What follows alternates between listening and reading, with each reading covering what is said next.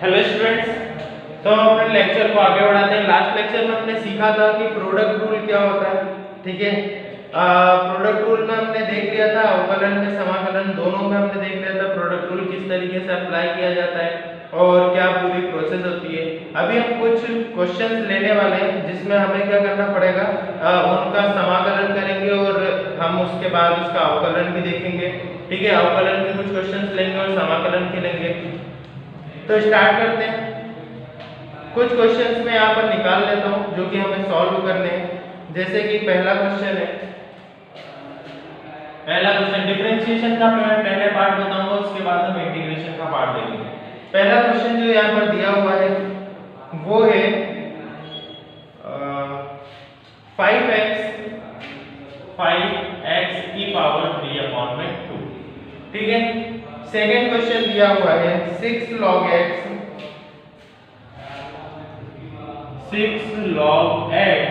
Minus √x minus 7। इनका हमें क्या करना है, डिफरेंशिएशन करना है। डिफरेंशिएशन करना है, सिंपली हम फॉर्मूला देखते हैं। इनमें जो फॉर्मूले अप्लाई होने वाले हैं वो मैं यहाँ पर लिख देता हूँ। इस वाले में जो अप्लाई होगा वो है differentiation of d/dx of x की पावर n n x की पावर n - 1। यहाँ पर जो अप्लाई होगा वो दो फॉर्मूले हम अप्लाई कर सकते हैं। जैसे अगर देखें तो d/dx ऑफ log x क्या होता है, हमेशा 1/x, और d/dx ऑफ √x क्या होता है, 1/2√x। ठीक है, तो जिस तरीके से फॉर्मूले होते हैं मैंने आपको √x का पहले भी बता दिया था। अब हम इनको सॉल्व करते हैं। फर्स्ट वाला क्वेश्चन है, डिफरेंशिएट करना है, मतलब समाकलन करना है। तो मैं सिंपली क्या लिखता हूं, d/dx ऑफ 5x की पावर 3/2। ठीक है, पहली चीज क्या कि हम हमेशा इसमें ये वेरिएबल है और ये क्या है, कांस्टेंट है, चर है। तो अब यहाँ पर अगर हम बात करें कांस्टेंट की, तो कभी भी इनका डिफरेंशिएशन नहीं किया जा सकता। हम प्रायोरिटी किसको देंगे, वेरिएबल को देंगे। अगर किसी जगह पर वेरिएबल और कांस्टेंट, चर और अचर दोनों हैं, तो हम प्रायोरिटी किसको देंगे, कांस्टेंट को देंगे। और फिर अगर कहीं पर ऐसा हो जाए कि सिर्फ और सिर्फ कांस्टेंट ही है और उसका डिफरेंशिएशन करना ही पड़े, तो हम क्या करेंगे, उसका डिफरेंशिएशन किसके बराबर कर देंगे, 0। ठीक है, डिफरेंशिएशन किसी भी कांस्टेंट का क्या होता है, 0 होता है। तो यहाँ पर क्या है, वेरिएबल भी है और कांस्टेंट भी है, तो मैं यहाँ पर किसका डिफरेंशिएशन करूंगा, वेरिएबल का। कांस्टेंट को बाहर ले लूंगा, 5 बाहर, d/dx ऑफ x की पावर 3/2। ठीक है, 5 एज इट इज। अब यहाँ पर ये किसके जैसा दिख रहा है, x की पावर n जैसा। तो x की पावर n का फार्मूला क्या है कि n को आगे लेके आओ और n में से 1 माइनस कर दो। तो मैं सिंपल वही कर रहा हूँ, n को आगे लेके आया मतलब 3/2 को आगे लेके आया और 3/2 में से 1 माइनस कर दिया। ठीक है, सिंपली हमें जैसा जैसा फार्मूला दिख रहा है वैसा का वैसा ही यहाँ पर सॉल्व करना है। तो 5 3 15/2 इनटू x की पावर 3/2 में से 1 गए तो कर लेते हैं एक बार। यहाँ पर हो जाएगा 2, इसके अपॉन में कुछ नहीं है तो 1, यहाँ पर 3 माइनस 2, तो 15/2 x की पावर 1/2। या फिर मैं इसको लिख सकता हूँ 15/2 और √x आंसर। ठीक है, कुछ इस तरीके से हम इसको सॉल्व करेंगे। इनको एरो मार्क कर देना जिससे कि ये थोड़ा व्यवस्थित दिखे। तो इस तरीके से हम क्या करते हैं, डिफरेंशिएशन को सॉल्व करते हैं। ठीक है, ये हमारा आंसर आ गया। आगे बढ़ते हैं। सेकंड क्वेश्चन क्या है हमारा, 6 log x minus √x minus 7। तो क्या करेंगे डिफरेंशिएशन, तो d/dx of 6 log x minus √x minus 7। अंदर मल्टीप्लाई, तो d/dx of 6 log x minus d/dx of √x minus d/dx of 7।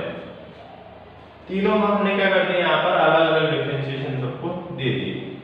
अब यहाँ पर देखें तो log x क्या है, वेरिएबल है, और 6 क्या है, कांस्टेंट है।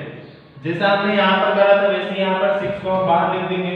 तो मैं 6 को लिखता हूँ बाहर, d/dx of log x minus d/dx of √x। तो d/dx ऑफ √x क्या होता है, 1/2√x। तो मैं डायरेक्टली इसको क्या लिख देता हूँ, 1/2√x। ठीक है, ये होता है, लेकिन मैं अभी आपको इस मेथड से नहीं बताता हूँ। मैं √x डिफरेंशिएशन करके बताता हूँ आपको। देखो रूट एक्स को मैं क्या लिख सकता हूँ d अपॉन में dx ऑफ x की पावर 1 अपॉन में 2 माइनस कांस्टेंट का है 7, इसके साथ कोई वेरिएबल है भी नहीं तो हमें 7 का डिफरेंशिएशन करना ही पड़ेगा, तो मैं क्या कर दूंगा इसको 0, ऐसा मैं सिंपली इसको 0 लिख दूं और कुछ भी नहीं। अब 6 as it is differentiation of log x क्या होता है, तो हमें दिख रहा है क्या होता है 1 बाय x, तो इनटू 1 अपॉन में x माइनस x की पावर 1 बाय 2, तो क्या होता है पावर आगे आती है और पावर में से एक माइनस हो जाता है, तो पावर आगे आई तो 1 अपॉन में 2 आगे आया और x की पावर 1 अपॉन में 2 माइनस 1 और यहाँ पे तो 0 है तो कोई लेना देना नहीं, ये क्या हो जाएगा 6 अपॉन में x माइनस 1 अपॉन में 2, x की पावर यहाँ पर क्या हो जाएगी 1 अपॉन में 2, आधे में से एक जाएगा तो माइनस हाफ बचेगा, तो इस तरीके से पावर इसकी क्या है माइनस में, इसको नीचे लेके आएंगे तो पावर प्लस में हो जाएगी, तो 6 अपॉन में x माइनस 1 अपॉन में 2 x की पावर 1 अपॉन में 2। अगर किसी की पावर 1 अपॉन में 2 होती तो हम उसको क्या लिख सकते हैं रूट में, तो ये हो गया रूट x। तो रूट x का जो डिफरेंशिएशन होता है वो 1 अपॉन में 2 रूट x के बराबर होता है। ठीक है, हमने यहाँ पर देख लिए ये दो क्वेश्चन आपको समझ में आ गए होंगे आसानी से।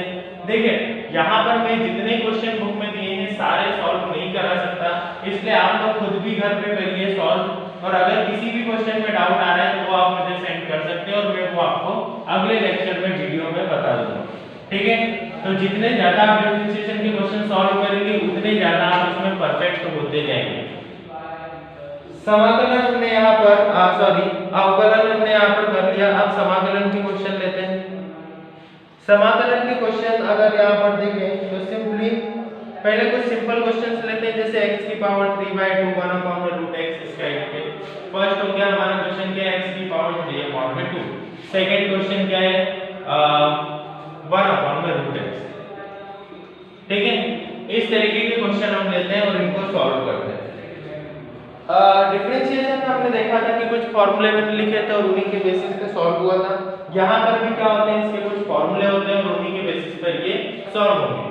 फॉर्मूला क्या होता है इंटीग्रेशन ऑफ x की पावर n dx किसके बराबर होगा x की पावर n प्लस 1 अपॉन में n प्लस 1 के। यहाँ पर भी वही सेम फॉर्मूला लगेगा, कैसे लगेगा ये मैं बताऊंगा। अभी देखते हैं इंटीग्रेशन करते हैं। इंटीग्रेशन ऑफ x 3 अपॉन में 2 मतलब हम क्या कर रहे हैं समाकलन कर रहे हैं x की पावर 3 अपॉन में 2 का किसके रिस्पेक्ट में x के रिस्पेक्ट में। इंटीग्रेशन ऑफ x की पावर 3/2 है, तो आप देखो x की पावर n का क्या फार्मूला है n में एक प्लस कर दो और नीचे भी n में एक प्लस कर दो, तो मैं सिंपली करता हूं x की पावर 3 अपॉन में 2 प्लस 1 और नीचे एज इट इज 3 अपॉन में 2 प्लस 1 और ये क्या हो जाएगा जैसे ही आपने फार्मूला लगा दिया है वैसे ही ये इंटीग्रेशन और ये सारे जो साइन है ये सब हट जाएंगे, प्लस c लगा दो। अब आगे बढ़ते हैं x की पावर 3/2 प्लस 1 के अपॉन में कुछ नहीं है तो मैं क्या कर देता हूं अपॉन में 1 कर देता हूं। x की पावर 2 1 का इधर 2 का इधर 3 प्लस 2 अपॉन में भी सेम 3 प्लस 2 अपॉन में 2। ठीक है, x की पावर यहाँ पर क्या हो जाएगी 5 अपॉन में 2 अपॉन में 5 अपॉन में 2। ठीक है, अब अगर मैं यहाँ पर देखूं तो इसका काम x के अपॉन में कुछ भी नहीं है तो 1 मान लेते हैं, 2 का इसमें मल्टीप्लाई और 5 का 1 में मल्टीप्लाई, कुछ इस तरीके से मल्टीप्लाई होगा। तो ये थोड़ा कॉम्प्लेक्स हो जाएगा, इसलिए मैं आपको बहुत सिंपल वाला एक तरीका बताता हूँ जिससे आप आसानी से इसको सॉल्व कर लोगे। ठीक है, देखते हैं तरीका क्या है। देखो यहाँ पर अगर मैं देखूं तो x की पावर 5/2 के डिवाइड में क्या है 5/2 है, तो मैं इसको ऐसा लिख सकता हूँ कि x की पावर 5/2 डिवाइडेड बाय 5 अपॉन में 2।